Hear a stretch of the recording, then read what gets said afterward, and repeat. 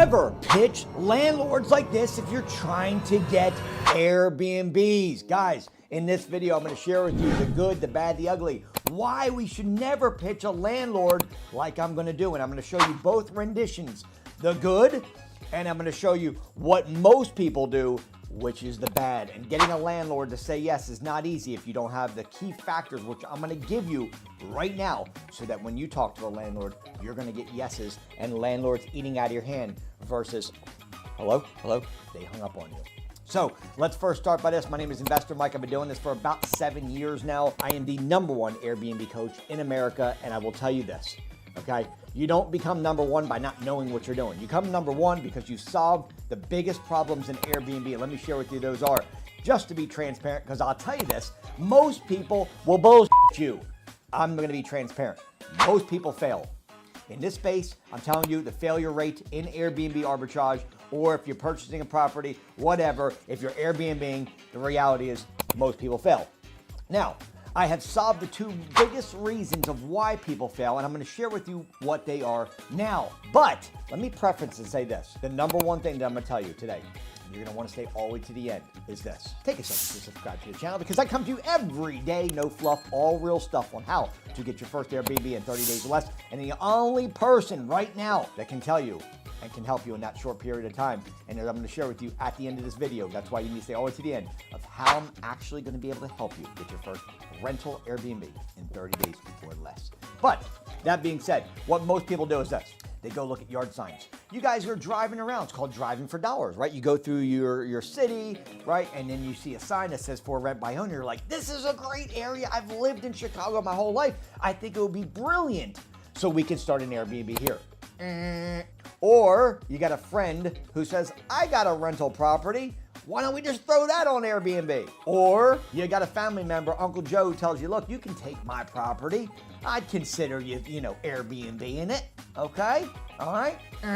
If you guys do that and you don't use what I'm going to tell you next, just consider yourself part of the very, very, very high percentage of people that fail on Airbnb. Now, why am I telling you that people fail? Because anybody that tells you that you're going to be sitting on the beach drinking a margarita in Cabo next month, I want you to run as fast as you can the other way, okay? This is what decimates most people's minds, because online you got all these social media gurus, right, who are standing in front of a Lambo or in front of a jet. They're 23 years old talking about I'm a millionaire Airbnb. And it may be true, but the reality is this. It's a business. And if you treat it like a business, you will be successful. If you treat it like I'm just going to be a millionaire tomorrow, you got the wrong mindset. Okay? I'm going to tell you something. Looking at signs driving around called driving for dollars, it's not a good way. It's 2024, guys. We're not going to drive around and waste time and money and gas in our car. Number 2, we're not going to go to a friend or a family member unless we've done our due diligence and research, not only in the area, but the numbers. Do you guys know what the most important thing that I'm going to tell you right now is? If you get into Airbnb and you do not have paid software, listen to what I'm telling you, do not get into the space. If you want to be part of the very, very, very high failure rate and not part of the success rate like my students are in, then I want you to do something.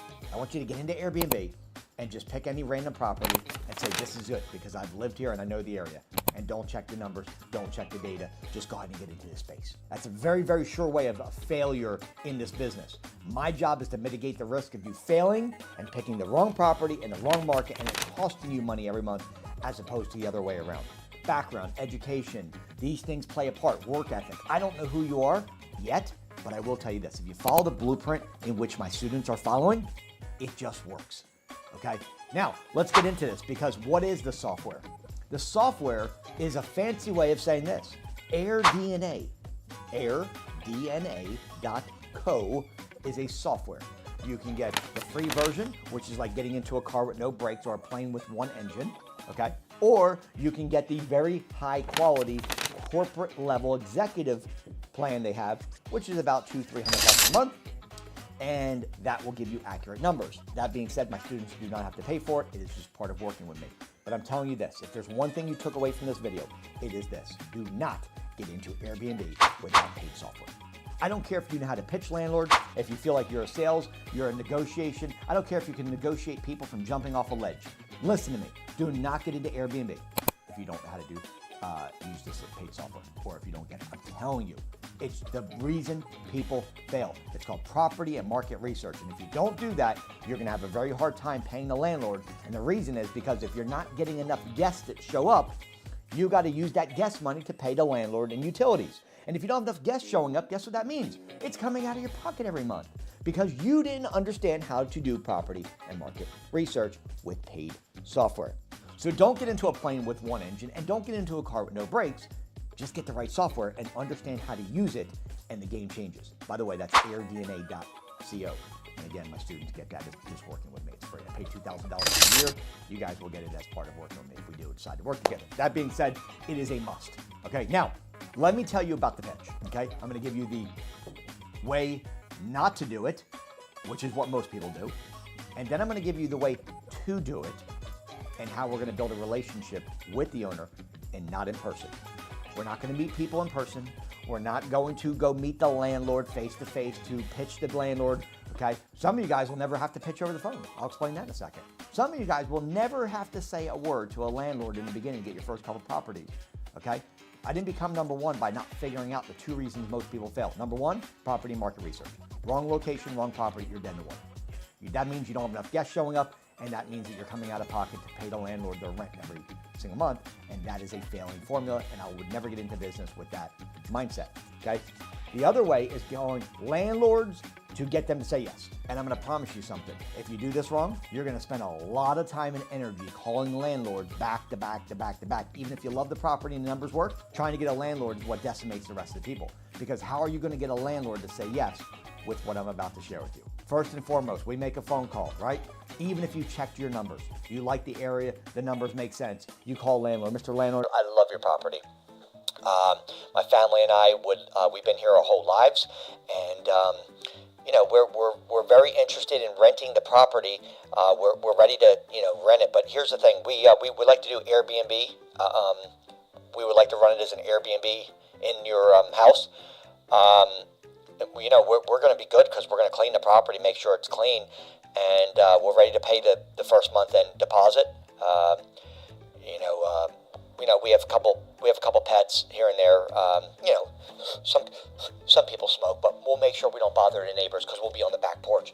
And yeah, I'll sign a 1-year lease with you right now if you let me Airbnb your property. No, stop it. You're gonna spend so much time, energy trying to get a landlord to say yes. Number one, did you hear what my pitch was? First thing I started with is uncertainty, no confidence. And I get it, guys. You don't have sales experience. And I'm gonna tell you, in this game, if you don't have sales experience and negotiation experience, it's the first skill you should learn. Because if you're on the phone with a landlord, you gotta convince them to allow you to do Airbnb in their property as opposed to going with just a traditional tenant, okay? So you gotta learn sales and negotiation. The second thing I said was Airbnb. Airbnb is the most well-known short-term rental platform, but it's also all over the news. And it had some accidents where a kid ate fentanyl by accident, right? And was an overdose.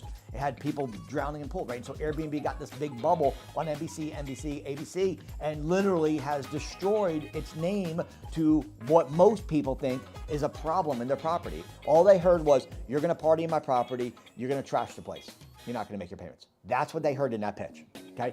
So instead, this is the way we do it. Mr. Landlord, love your property. Super, super excited, and we've been in the area for a very long time. Here's a little bit about what we do. We're a corporate leasing company. We have travel nurses and doctors and chiropractors and business professionals, and sometimes they stay for a week. And Mr. Landlord, sometimes we get some of our clients to stay for 2 to 3 months, like a travel nurse. But the big difference that we do, Mr. Landlord, from what a traditional tenant is we keep your property in for sale condition, the entire lease.